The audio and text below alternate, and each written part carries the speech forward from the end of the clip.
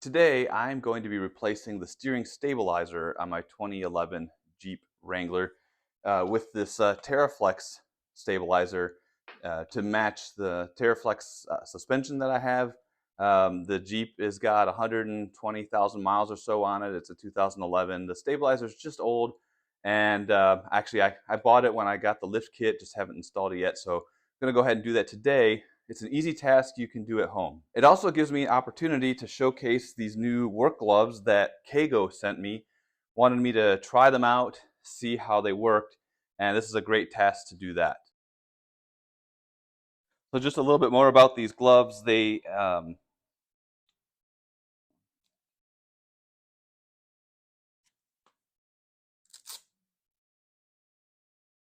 So just a little bit more about these gloves. They come in various sizes, obviously. This is extra large and it fits me perfectly.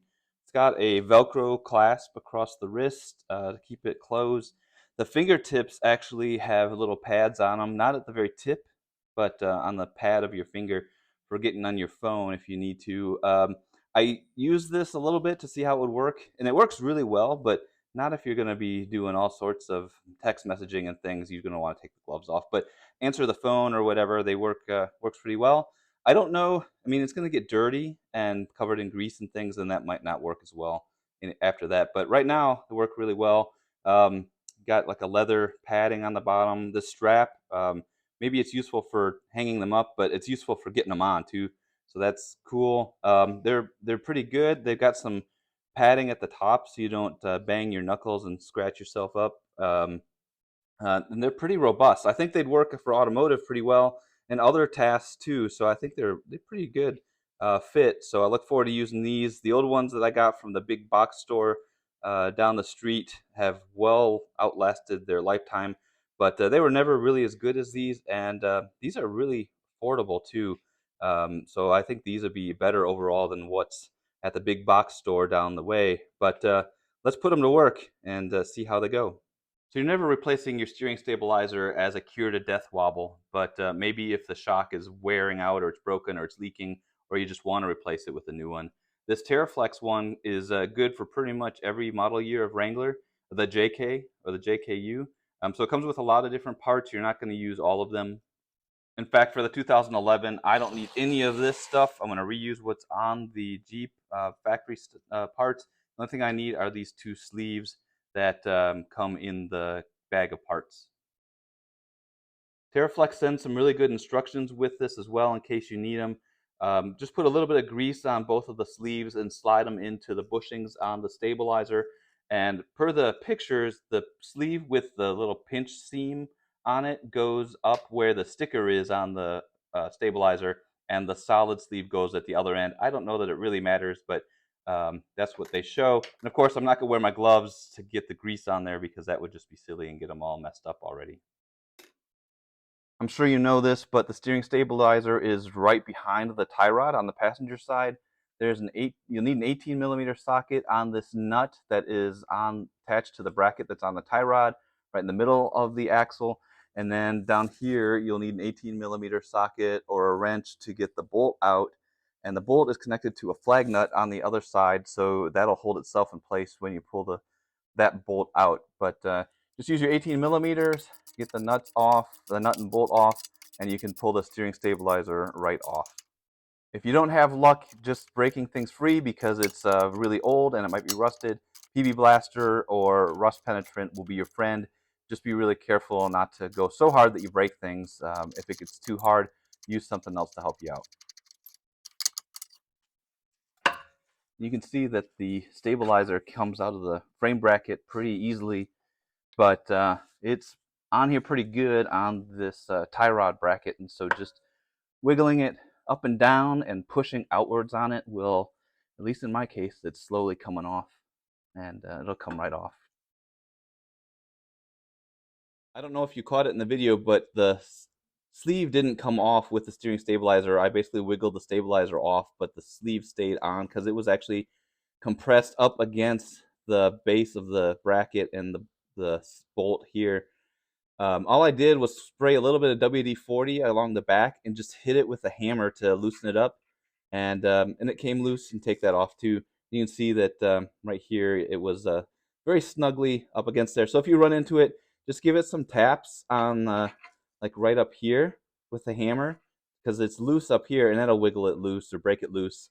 Maybe some WD-40 or something too, and then get that off. But this way you can use the sleeve that came with the new steering stabilizer.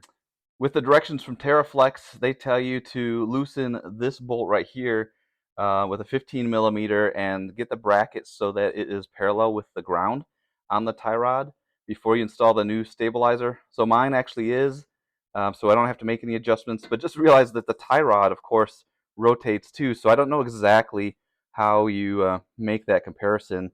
I think it's easier to tell once you've maybe got the stabilizer in place, but basically they want the steering stabilizer to be parallel with the ground when you install it. For the 2010 JKs and up, you don't have to use any of the hardware that came with the kit. Just use what's already on the Jeep. If you're doing a factory install, if you're relocating and things like that, that's a different video. But just go ahead and slip the steering stabilizer on the bolt that is on the tie rod, and then rotate up, put the back of the stabilizer into the frame bracket, get the bolt to go through to hold it in place, then put that flag nut on, put the nut on the tie rod bolt, and get those both snugged up, and all that you have to do after that is torque them down. For the frame bracket side, it's going to be a tight fit, so consider putting a little bit of grease on both faces of the bushing to help it slide in. Don't be surprised if you have to extend the shock a little bit, pull out to get it to line up with the bolt holes. That should be expected. If you have trouble getting the bolt to go all the way through the bushing, you can rotate the tie rod, which will just ever so slightly rotate the steering stabilizer, and that might be all you need to get the holes to line up. And then you can kind of, if nothing else, just kind of screw it in by hand and get it to go all the way through. Once you get both sides finger tight, it's just a matter of torquing them down to 50 foot-pounds. The tie rod bracket side should be pretty easy to torque with a torque wrench. If you can come up with a set of extensions or a U-joint that you can get a torque wrench up there, then you can do it on the axle side bracket as well. Otherwise, 50 foot-pounds is a reasonable amount of torque if you want to get it boot and tight. You know, that's up to you, but if you can do a torque wrench, that would be the way to go. And I ended up using the dual combo wrench torque method, torquing it down as hard as I could, and that's going to be pretty close to 50 foot-pounds. Do what I say, not what I do. Use a torque wrench if you can. The final thing to check before we say that this is complete is to make sure that steering lock to steering lock, we don't fully collapse or fully extend the steering stabilizer. Teraflex gives you numbers. Fully collapsed is 12 1/8 of an inch. Fully extended, it's 19 1/8 of an inch. Right here with the wheels basically straight, it's just under 17.5 inches. So I've got cardboard underneath both tires, and I'm going to turn the Jeep on and steer left stop to right stop and measure what the size is of the steering stabilizer and make sure that it is not at fully collapsed or fully extended. Steering the steering all the way to the left ran the stabilizer all the way out to full travel, 19 1/8 of an inch. So I need to move the bracket on the tie rod closer to the passenger wheel, and I'll do that by loosening it with a 14 millimeter socket, probably move it about 1/2 inch, tighten it down and see how that is for the travel of the tires.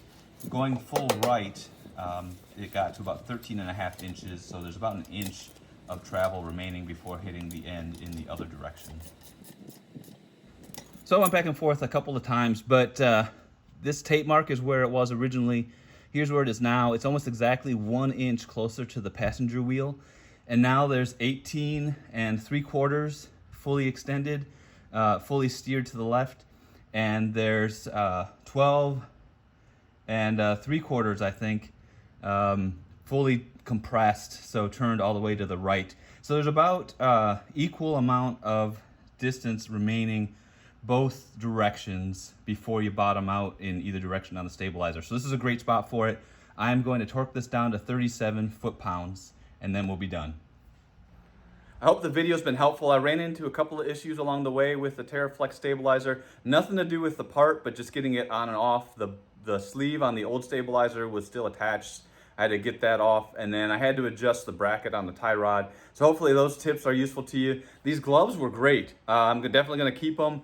They've got some good padding. It was really useful to be able to start and stop recording on my phone without having to take the gloves on and off. And then I do take the gloves on and off depending on what I'm doing. So the strap on the end of these really helps with getting them on and off. So I do recommend these, and they are just as affordable, if not even cheaper, than what you can get at the store down the road. And I think they're better quality, and they're more useful for other projects around the house too. I think they're going to end up being really durable. You'll see me wearing them quite a bit. So like I said, thanks for watching. If you have any comments, questions, drop them below. Everything that I used in the video, parts, information, links are going to be in the video description, including how to get these gloves. And until the next video, y'all take care and have a good one.